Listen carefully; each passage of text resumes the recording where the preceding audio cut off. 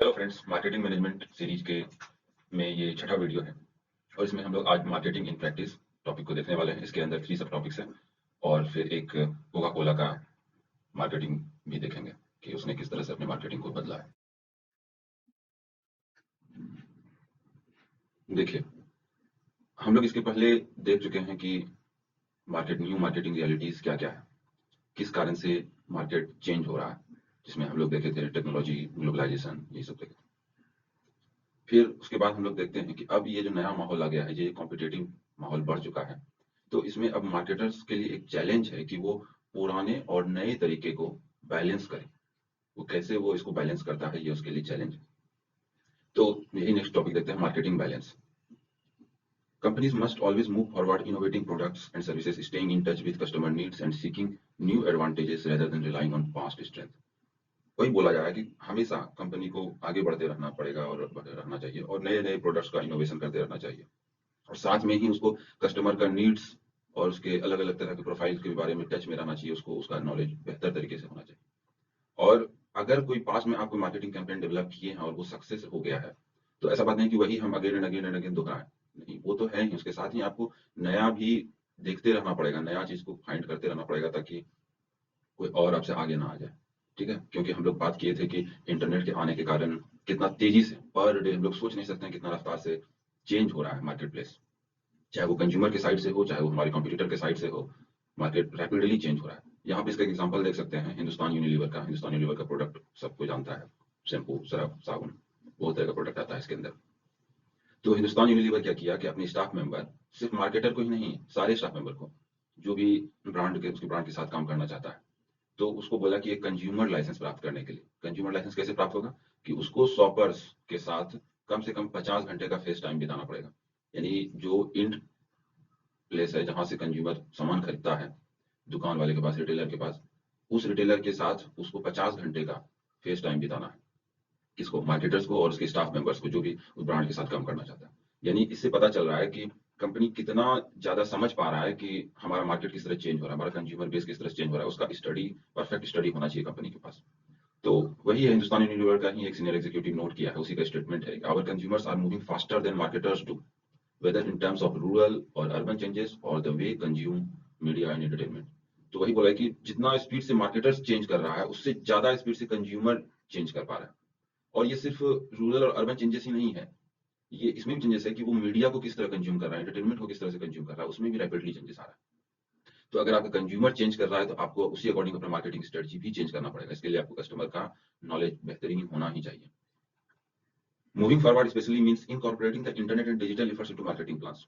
आगे मूव करने का मतलब, खास तौर से मतलब ये है कि अपने मार्केटिंग प्लान में इंटरनेट और डिजिटल एफर्ट को शामिल कीजिए। ठीक है? ये बहुत ज़रूरी है आज के समय में कि इंटरनेट और डिजिटल एफर्ट को अपने मार्केटिंग प्लान में शामिल करना। और अपने ट्रेडिशनल तरीका का जो भी है, मार्केटिंग जो भी करते हैं, उसके साथ-साथ आपको advertising, search advertising, social media, emails और टेक्स्ट मैसेज पर भी एप्रोप्रिएट स्पेंडिंग करना पड़ेगा, एक बैलेंस स्पेंडिंग करना पड़ेगा। एक जैसे पोस्टर, बैनर, ये सब पे खर्च करते हैं और एक सोशल मीडिया पे, आपके एड्स, ऑनलाइन एड्स पे, तो दोनों में बैलेंस बना के चलना होगा। ठीक है? और ये अब बहुत ज़्यादा मुश्किल हो भी चुका है आजकल के ज़माने में, जब इतना टफ इकोनॉमिक टाइम्स चल रहा है, तो अकाउंटेबिलिटी भी बढ़ जाता है मार्केटर्स का, जवाबदेही बढ़ जाता है। ठीक है? Has become top priority. Accountability top priority हो जाता है और returns on investment are expected from every marketing activity.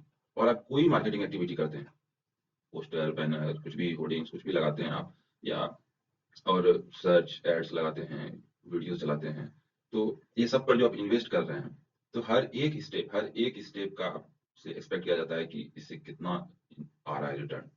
Return on investment हर एक एक्टिविटी पर बढ़ गया है कि अब ज़्यादा उस पर गहराई से सोचा जाने लगा है। ठीक है? तो यहाँ और ज़्यादा अकाउंटेबिलिटी बढ़ जाता है। तो आइडियल सिचुएशन क्या है कि क्या करना चाहिए? तो विनिंग प्रैक्टिसेस पास्ट का जो है, यानी पास्ट में आप जो भी प्रैक्टिस किए हैं, जो मार्केटिंग कैंपेन चलाए हैं, अगर वो सक्सेस कर गया, तो उसको कैरी ऑन रखते हुए नए पर भी adding fresh approaches that reflect the new marketing realities, और नया अप्रोच भी आपको उसके साथ-साथ चलाना पड़ेगा। ठीक है? इसको हम लोग आगे कोका कोला के एग्जांपल में देखेंगे। मार्केटिंग अकाउंटेबिलिटी, यहाँ वही बात किया गया है कि जवाबदेही क्या-क्या किस स्तर पे हो रहा है। Marketers are increasingly asked to justify their investment in financial and profitability terms as well as in terms of building the brands and growing the customer base। मतलब उससे दोनों तरह का एक्सपेक्टेशन हो रहा है कि फाइनेंशियल और प्रॉफिटेबिलिटी टर्म्स में उसका कैंपेन का क्या असर हो रहा है, यानी कंपनी को कितना प्रॉफिट हो रहा है आपके कैंपेन के कारण। और दूसरा बात कि उसका ब्रांड का वैल्यू किस तरह बढ़ रहा है, उसका कस्टमर बेस बढ़ रहा है कि नहीं बढ़ रहा है, उसका ब्रांड का वैल्यू बढ़ रहा है कि नहीं। ठीक है, ये कह सकते हैं कि इनटेंजिबल एसेट हुआ कंपनी का। ठीक है, organization recognize that much of their market values come from intangible asset, particularly brands, customer base, employees, distributor, supplier relation, and intellectual capital. ठीक है, they are thus applying more metrics। और देखिए ये कैसे कैलकुलेट कैसे करेगा अकाउंटेबिलिटी, कैसे पता चलेगा कि कौन सा कैंपेन से क्या प्रॉफिट हुआ, क्या ब्रांड इक्विटी बना, तो इसके लिए अलग अलग मैट्रिक्स होता है, इसको हम लोग आगे स्टडी करेंगे कैसे क्या होता है। तो एक मैट्रिक्स कर सकते हैं एक तरह का पैमाना, उससे जांच किया जाता है कि हाँ ये वाला चीज सक्सेस हो गया, ये वाला चीज सक्सेस हो गया, ये सक्सेस हो गया। तो उस मैट्रिक्स में ब्रांड इक्विटी को शामिल किया जाता है, कस्टमर लाइफ टाइम वैल्यू को, रिटर्न ऑन मार्केटिंग इन्वेस्टमेंट, ये सारा चीज को चेक किया जाता है कि हर एक कैंपेन से ये सारा चीज में क्या क्या बदलाव आया। Marketing in the organisation. और अब देखिए मार्केटिंग सिर्फ आपको मार्केट प्लेस यानी जहाँ पे बायर और सेलर है, जहाँ कंज्यूम हो रहा है प्रोडक्ट, सिर्फ वहीं करने का जरूरत नहीं, उससे परे भी है। इसका एग्जांपल दे सकते हैं, ये डेविड पैकार्ड है, हेवलेट पैकार्ड एचपी कंपनी का जो कंप्यूटर वगैरह बनाता है।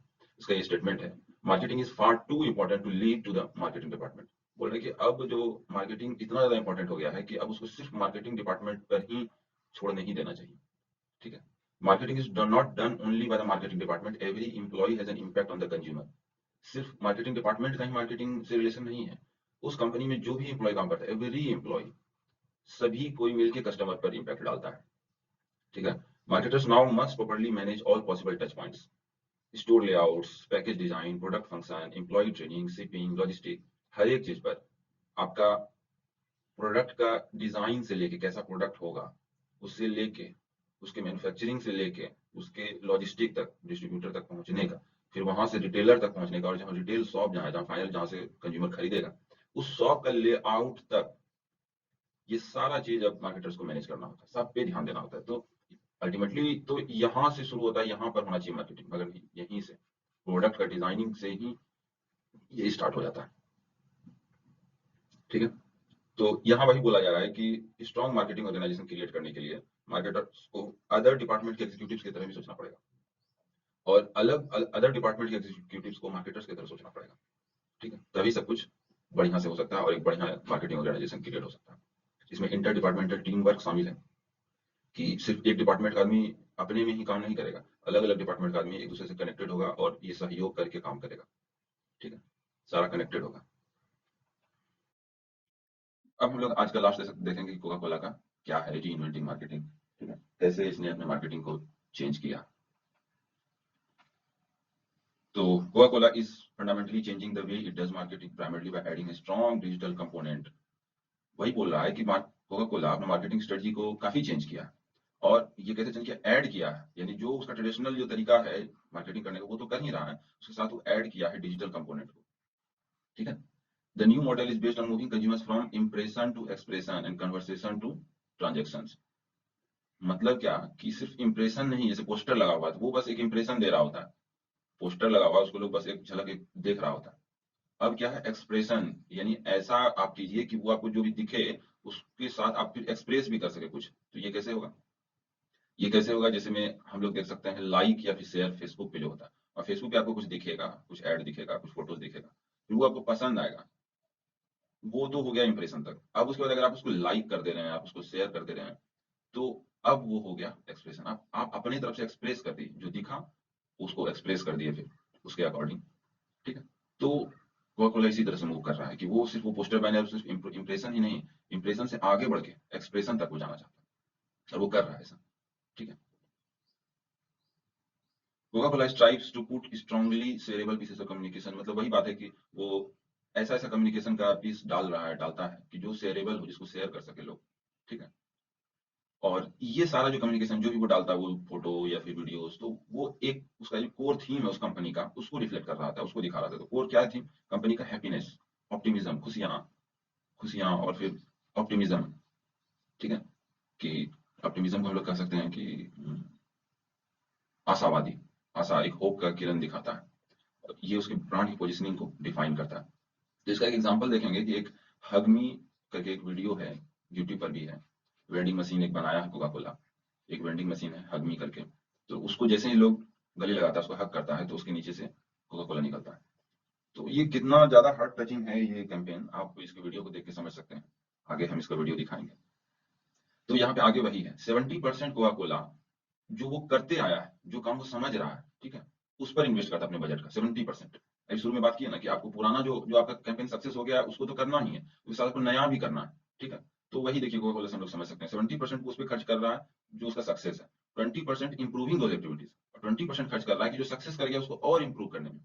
फिर 10% एक्सपेरिमेंट करने के लिए, नया कैंपेन डिज़ाइन करने के लिए किया जा रहा है।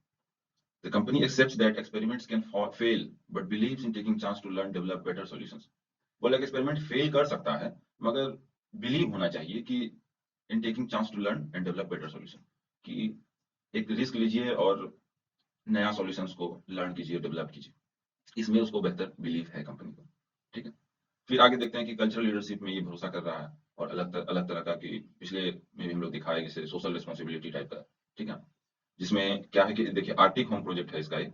इस प्रोजेक्ट के तहत क्या है कि पोलर बियर का जो हैबिटाट है जहाँ रहता है पोलर बियर, तो उसको वो सेव करने के लिए कैंपेन चलाता है। तो एनिमेटेड फॉर्म में उसका एक वीडियो टाइप का है वो चलाता है और ये कमिट किया है $3 मिलियन का वर्ल्ड वाइड फंड को डोनेशन, ठीक है? और इसके कारण यहाँ देखिए वो क्या किया है कि अपना ट्रेडिशनल जो लाल कलर का उसका कैन होता है कोका कोला का, उसको भी किसी रीजन में चेंज किया है, ठीक है? रेड कैन्स को व्हाइट में कन्वर्ट कर दिया पोलर बियर को डेडिकेट करते हुए।